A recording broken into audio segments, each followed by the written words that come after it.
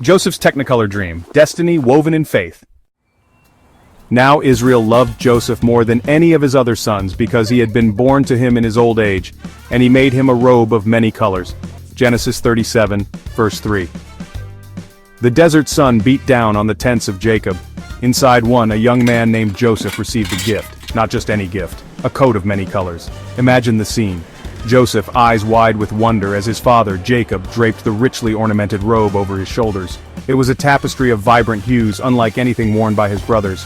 This wasn't just clothing, it was a declaration, a symbol of favor, a promise woven into every thread. But his brothers were jealous when they saw that their father loved him more than any of them, and they hated him, and could not speak a kind word to him. Genesis 37 verse 4. Jealousy, like a desert wind, swept through the hearts of Joseph's brothers. They saw the coat, a constant reminder of their father's preference. Their whispers turned to bitter murmurs. How could they compete with this outward display of love?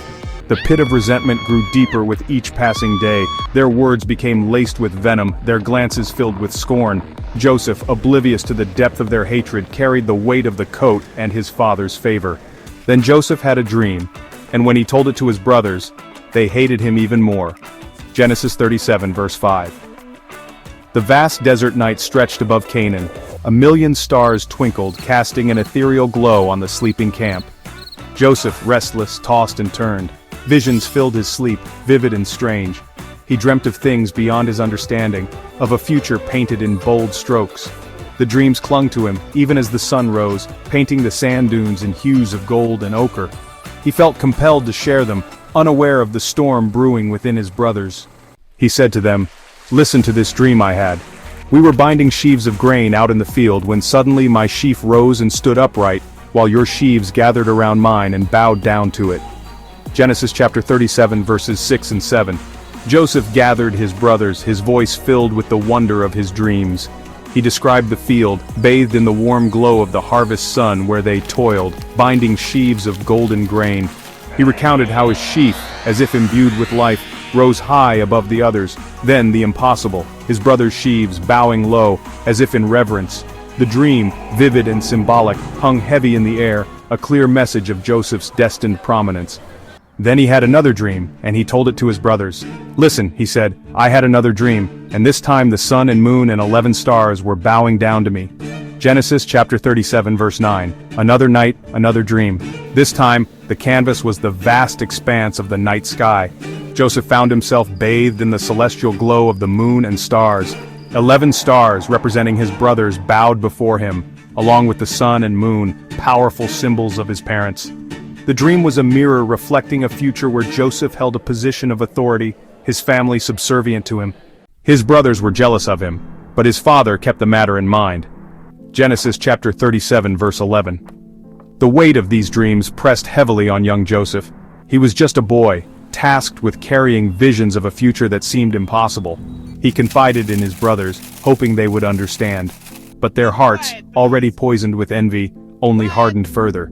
They saw the dreams as a threat, a confirmation of their fears. Jacob, however, listened intently. He recognized the hand of God in these strange and powerful dreams, tucking them away in his heart. So they seized him and threw him into the cistern. Genesis chapter 37 verse 24. The simmering resentment of Joseph's brothers reached boiling point. Their jealousy blinded them to reason, to the bonds of brotherhood. They lured Joseph into a trap, stripping him of his coat of many colors, a physical manifestation of their desire to strip him of his destiny.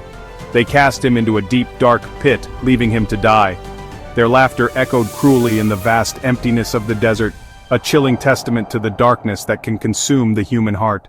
The Lord was with Joseph so that he prospered, and he lived in the house of his Egyptian master.